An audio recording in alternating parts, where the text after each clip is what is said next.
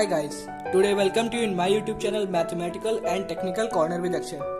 Dear friends, today we are going to discuss about that what is meter bridge यानी कि metre सेतु क्या है, what is its mechanism, उसकी क्रिया विधि क्या है, what is its structure, उसका स्ट्रक्चर क्या है and what is its derivation, उसकी डेरिवेशन क्या है, उसका यूज क्या है, सब कुछ आज हम मीटर ब्रिज के बारे में जानेंगे इस वीडियो से। वो किस प्रिंसिपल पे कार्य करता है, सब कुछ। गाइस, अगर आपको मेरी वीडियो पसंद आए, मेरी समझाने की ट्रिक पसंद आए तो मेरे चैनल को सब्सक्राइब, वीडियो को लाइक और शेयर कीजिएगा और हमारे टेलीग्राम पेज से भी जुड़िएगा जिससे आपको नई इंटरेस्टिंग जानकारी भी मिलती रहे। गाइस, वीडियो को बिना लेट हुए हम स्टार्ट करते हैं। सबसे पहले तो आप गाइस ये जानिए कि ये मीटर ब्रिज जो है इसकी हमें आवश्यकता क्यों पड़ी, इसका निर्माण क्यों किया गया, इसको खोजा क्यों गया और ये किस प्रिंसिपल पर कार्य करता है। तो सबसे पहले अगर हम इसकी बात करें कि ये किस प्रिंसिपल पर कार्य करता है तो आपने पढ़ा होगा जैसे मीटर ब्रिज होता है ऐसे ही एक व्हीट स्टोन ब्रिज होता है, व्हीट स्टोन सेतु। ये उसी के सिद्धांत पर यानी कि उसी के प्रिंसिपल पर कार्य करता है। ये व्हीट स्टोन ब्रिज के प्रिंसिपल पर कार्य करने वाला उपकरण है मीटर सेतु हमारा। अब बात आती है कि इसका निर्माण क्यों किया गया, इसको खोजा क्यों गया है। तो फ्रेंड्स, इसकी खोज इसलिए हुई है कि जैसे कोई चालक तार है यानी कि कोई कंडक्टिंग वायर है और उसका प्रतिरोध यानी कि रेजिस्टेंस हमें पता नहीं है, तो उसका रेजिस्टेंस फाइंड आउट करने के लिए इसका यूज किया जाता है। यानी कि किसी भी कंडक्टिंग वायर का जिसका रेजिस्टेंस अननोन है यानी कि अननोन रेजिस्टेंस वाला कोई कंडक्टिंग वायर है तो उसकी रेजिस्टेंस को फाइंड आउट करने के लिए हम इस डिवाइस का, इस इंस्ट्रूमेंट का यूज करते हैं। ठीक है, आप इस डायग्राम को देख रहे होंगे, लेकिन आपने प्रैक्टिकल लैब में, फिजिक्स की लैब में जाकर जब मीटर सेतु देखा होगा, मीटर ब्रिज देखा होगा तो उसका डायग्राम कुछ अलग होगा, कुछ इस तरह का रियल का होता है। ठीक है, तो अब इस डायग्राम से हम इसको समझने का प्रयास करते हैं। सबसे पहले क्या होता है, इसमें 1 मीटर लंबा मैग्नेट का तार होता है। ठीक है, मैग्नेट का होता है, कॉन्स्टेंटन का भी यूज किया जाता है। जो आप देख रहे हैं इस फिगर में, पॉइंट ए से पॉइंट सी के बीच में एक लाइन मैंने खींची हुई है, ये कॉन्स्टेंटन या मैग्नेट का तार आप मान सकते हैं। ठीक है, तो पॉइंट ए से पॉइंट सी तक एक कॉन्स्टेंटन या मैग्नेट का तार होता है जो एक लकड़ी के आधार से यानी कि वुडन फ्रेम से मीटर पैमाने के सहारे से कसा होता है। ठीक है, मीटर पैमाने के सहारे से कसा होता है। तार के सिरे जो होते हैं ए व सी यानी कि तार के पॉइंट्स हो गए ए व सी, ये मतलब स्टार्टिंग पॉइंट, एंडिंग पॉइंट आप कुछ भी मान सकते हैं। ए व सी पर एल आकार के तांबे की पत्तियां होती है। ये एल आकार आपको दिख रहा है, उल्टा एल टाइप का शेप का, तांबे की पत्तियां यानी कि कॉपर प्लेट से ये कसा होता है। ठीक है, देखिए यहाँ पे पेज से कसा है, यहाँ पे पेज से कसा, उसके कसा हुआ है, ये कसा होता है। ठीक है, फिर इसके दोनों सिरों पर संबंधक पेज, मैंने पेज की बात की ना, पेज वो होते हैं जैसे आप इंग्लिश में इसको बोल सकते हैं कैपेसिटिव स्क्रू, कैपेसिटिव स्क्रू से ये सब कसे हैं, यहाँ पे स्क्रू लगा, ये स्क्रू लगा, इसी से कसा होता है। ठीक है, और ऊपर आप जब देखेंगे तो इन पत्तियों के बीच में कुछ रिक्त स्थान होते हैं, रिक्त स्थान यानी ब्लैंक एरिया होता है इनके बीच में, और उन रिक्त स्थानों पर भी इसमें देखिए संबंधक पेज लगे हैं यानी कि वही आपके स्क्रू, कैपेसिटिव स्क्रू लगे हुए हैं।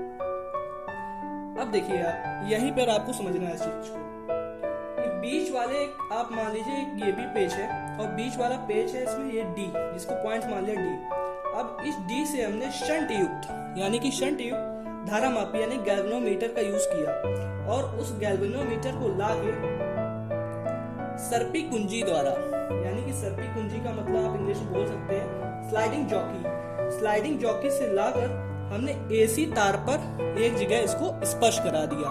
ठीक है, अब आपको इतना आसानी समझ में आ गया कि हमारा ये मैग्नेट का तार हो गया, कॉन्स्टेंटन का तार हो गया। ये किससे जुड़ा होता है, तांबे की एल आकार की पत्तियों से जुड़ा होता है, कॉपर की। ठीक है, और इसके बीच में कुछ डिस्टेंस होता है, उसमें बीच में भी कुछ ब्लैंक्स होते हैं और बीच में पॉइंट जो डी होता है, डी से जो स्क्रू होता है, स्क्रू से हमने शंट युक्त धारा मापी यानी कि गैल्वेनोमीटर जो होता है उसको अटैच करके और सर्पी कुंजी की सहायता से यानी कि आपके स्लाइडिंग जॉकी की सहायता से तार से स्पर्श करा दिया, तार से टच करा दिया, तार से इसको कांटेक्ट दे दिया। ठीक है, अब इतना जानने के बाद इस डायग्राम में कुछ और भी चीजें आपको दिख रही होंगी, उसके बारे में जान लेते। देखिए, सबसे पहले तो आप ये देखिए हमने अपना सेल लगा दिया है, ये पॉजिटिव चार्ज नेगेटिव सेल हो गया, इसको कहते हैं धारा नियंत्रक। ठीक है, धारा नियंत्रक लग गया, ये आपकी कुंजी लग गई के। ठीक है, के कुंजी लग गई और इनका संबंध हमने अपने इन्हीं जो आपके तांबे की पत्तियां हैं इनसे संबंध इनका करा दिया। अब आप इसमें देख सकते हैं कि ऊपर वाले ये आर, ये है रेजिस्टेंस बॉक्स, ये वो रेजिस्टेंस बॉक्स है जिसकी रेजिस्टेंस हमें नोन है, और यहाँ पे जो S बना हुआ है, S पॉइंट से यहीं की हमें रेजिस्टेंस अननोन है, यहीं की हमें रेजिस्टेंस फाइंड आउट करनी है। इसी फिगर में हम उसी की रेजिस्टेंस फाइंड आउट करेंगे। ठीक है, इस फिगर में जिस तार का हमें प्रतिरोध ज्ञात करना चाहिए यानी कि S का, उसे C व D के बीच में हमने एक ब्लैंक स्पेस में लगा दिया, खाली जगह में लगा दिया। अब हम मान लेते हैं कि ये कोई अज्ञात प्रतिरोध है यानी कि अननोन रेजिस्टेंस है, उसको S मान लिया। ठीक है, अब बिंदु A व D के बीच में यानी कि आप देखिए पॉइंट A व D के बीच में, इसमें हमने ये रेजिस्टेंस बॉक्स लगा दिया जिसका रेजिस्टेंस हमें नोन है। ठीक है, वो रेजिस्टेंस बॉक्स का यूज कर दिया। इसके अलावा मैं आपको बता चुका हूँ कि हमारा सेल है, धारा नियंत्रक, कुंजी के, और इनको ये संयोजक तार होता है। ठीक है, संयोजक तार जो होता है वायर से हमने इसको आपस में सब पूरा सिस्टम उठा के हमने जोड़ दिया। ठीक, और ये आपका शंट गैल्वेनोमीटर हो गया, इसको जॉकी से इस पर स्पर्श करा दिया AC तार पर, और ये अब इसी कार्य करेगा। तो ये तो आ गया आपका स्ट्रक्चर। अब एक कार्य किस तरह से करता है, इसकी मैकेनिज्म क्या है, क्रिया विधि क्या है, वो मैं आपको बताऊँ। इसकी मैकेनिज्म में अब मैं आपको बता चुका हूँ कि R जो हमारा रेजिस्टेंस बॉक्स है, इसका रेजिस्टेंस तो हमें पता ही है, और इसे कुंजी K से प्लग से पूरा संयोजन तार जो दो होता है उससे हमने पूरा अटैच कर दिया है। अब जो हमारी सर्पी कुंजी है यानी कि जो हमारा जॉकी है, स्लाइडिंग जॉकी, जिसको हमने तार से स्पर्श कराया है, इसको इसी तार पर कुछ इस तरह इधर उधर स्लाइड करते हैं, इस प्रकार व्यवस्थित कर लेते हैं, मैनेज कर लेते हैं कि कुंजी जो है ना K, इसको जब तार से हम पुश करते हैं, दबाते हैं, तो इसमें किसी भी प्रकार का जो है दबाने पर धारा मापी G में यानी कि जो आपका गैल्वेनोमीटर G है, इसमें कोई भी विक्षेप उत्पन्न ना हो। विक्षेप का मतलब कोई भी रिएक्शन उत्पन्न ना हो। जो ये स्थिति होगी तो ये हम मान लेते हैं कि ये स्थिति जो है वो तार जो वायर AC है उसको बिंदु B पर प्राप्त हो रही है। ये हमने माना कि जैसे कि हमने कुंजी K को तार से दबाया, जब हमने तार से इसको पुश किया तो इसमें कोई स्थिति विक्षेप की ना, यानी कि इसमें कोई रिएक्शन ना हो, और जिस पॉइंट पे रिएक्शन नहीं होगी उसी में हमने जॉकी को जोड़ दिया, और वो पॉइंट हमने मान लिया कि विक्षेप यहाँ पे हमें प्राप्त नहीं हुआ, इसमें कोई रिएक्शन नहीं हुई, इसलिए इसको B पॉइंट मान लिया। ये B पॉइंट पर हमें शून्य विक्षेप की स्थिति प्राप्त हो गई। ठीक है, और इसे हम बोल सकते हैं कि इसी स्थिति में B और D का वैद्युत विभव 1 होगा। अब वायर हमारा दो भागों में डिवाइड हो गया, AB और BC। AB इतना, BC इतना, मान लिया पूरा वायर हमारा 100, मान लीजिए इसकी लंबाई 100 है। ठीक है, और तो हमने मान लिया कि A से B तक की इसकी जो डिस्टेंस है वो L है, या इसकी लंबाई जो लेंथ है वो L है, और B से C तक की इसकी लंबाई क्या होगी, 100 में L हमने माइनस कर दिया, और 100 माइनस L इसकी लंबाई हो गई जो पूरी की 100 है। ठीक, अब इसी के आधार पर अब हम डेरिवेशन निकालेंगे। तो मैंने आपको ये बता दिया कि किस प्रिंसिपल पर कार्य करता है, ये व्हीटस्टोन ब्रिज के प्रिंसिपल पर कार्य करता है। इसका यूज क्या होता है, कंडक्टिंग वायर के अननोन रेजिस्टेंस को फाइंड आउट करने के लिए। स्ट्रक्चर समझा दिया कि कैसे, क्यों, किस चीज का कहाँ यूज होता है। अब हम लोग बात करेंगे कि इसकी डेरिवेशन क्या है। ठीक है, अब डेरिवेशन को समझने के लिए हम मान सकते हैं कि हम AB पॉइंट को मान लेते हैं कि ये पॉइंट है P। AB पॉइंट को हमने मान लिया पॉइंट P है। ठीक है, और BC पॉइंट को हमने, तो इसको हमने डेरिवेशन के लिए इस पॉइंट को AB को P मान लिया और BC को हमने Q मान लिया है। ठीक है, और इन लंबाइयों को हम अभी फिलहाल के लिए डेरिवेशन फॉर्म करने के लिए इसको L1 मानेंगे और इसको L2 मानेंगे, और डेरिवेशन फाइंड आउट करते देखिए कैसे। सबसे पहले तो हम लिखेंगे Q इक्वल टू, हम मानते हैं L1 अपॉन L2। ठीक है, और P अपॉन Q में P अपॉन Q ही रहेगा क्योंकि इसको तो हमने P अपॉन Q ही माना है, और L1 को हमने लिया है इसमें L, तो इसको यहाँ पे इसकी वैल्यू रखेंगे L, L2 की रखेंगे 100 माइनस L।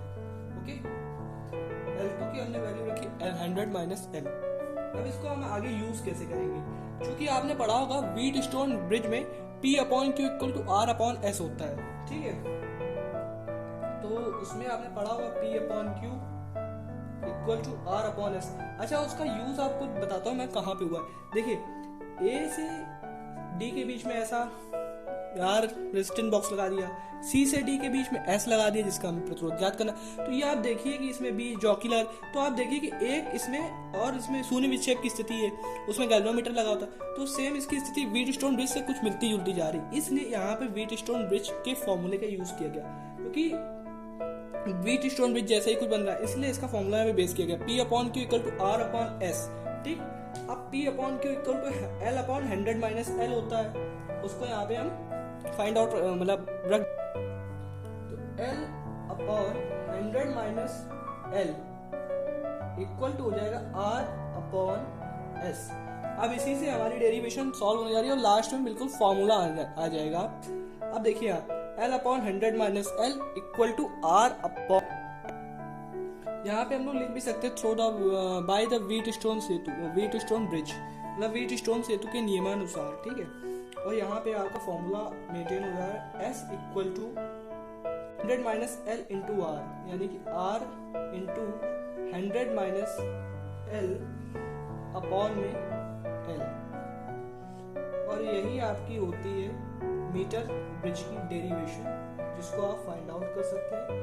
ये आपकी डेरिवेशन हो गई, ये आपका फॉर्मूला हो गया, जो एग्जाम में मल्टी चॉइस में भी यानी कि बहुविकल्पी प्रश्नों में भी पूछ लिया जाता है। यहाँ पर आप लिख सकते हैं कि व्हीटस्टोन ब्रिज से, यहाँ पे थोड़ी सी जगह कम है इसलिए मैं नहीं लिख पा रहा हूँ, बाय द व्हीटस्टोन ब्रिज आप यूज कर सकते हैं। पेपर में आप लिखिएगा तो बाय द व्हीटस्टोन ब्रिज, और फिर उसके आगे ऐसे डेरिवेशन हल कीजिएगा। अब आपको ये समझ में अच्छे से आ गया होगा कि मीटर ब्रिज क्या होता है, इसको कैसे क्यों यूज किया जाता है, क्या इसकी डेरिवेशन है, क्या इसकी मैकेनिज्म है। गाइस, अगर आपको मेरी वीडियो अच्छी लगी हो तो प्लीज मेरे चैनल को सब्सक्राइब, वीडियो को लाइक और शेयर कीजिए। Thank you.